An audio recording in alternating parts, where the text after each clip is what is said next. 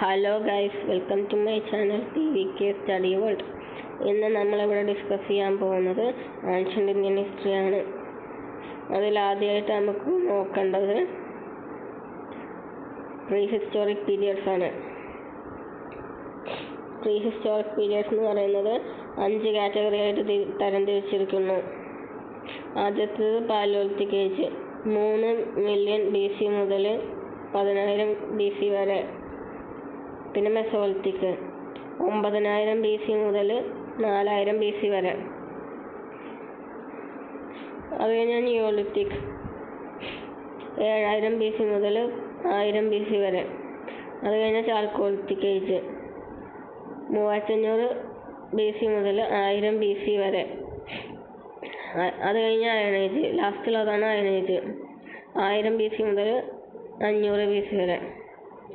ഇതിൽ chalcolithic age വീണ്ടും 3ആയിട്ട് തരംതിരിക്കുന്നുണ്ട്. ആദ്യത്തേത് പ്രീ ഹാരപ്പൻ ഏജ്, 3,500 BC മുതൽ 2,500 BC വരെ. പിന്നെ ഹാരപ്പൻ ഏജ്, 2,500 BC മുതൽ 1750 BC വരെ. പിന്നെ പോസ്റ്റ് ഹാരപ്പൻ ഏജ്, 2,000 BC മുതൽ 1000 BC വരെ. ഇത് നമ്മളിപ്പോൾ ഡിസ്കസ് ചെയ്യുന്നത് ഫ്ലോ ചാർട്ട് മാത്രമാണ്. ഇനി ബാക്കി ഡീറ്റെയിൽസ് ആയിട്ട് അടുത്ത വീഡിയോയിൽ പറയാം. അപ്പോൾ എല്ലാവർക്കും ബൈ.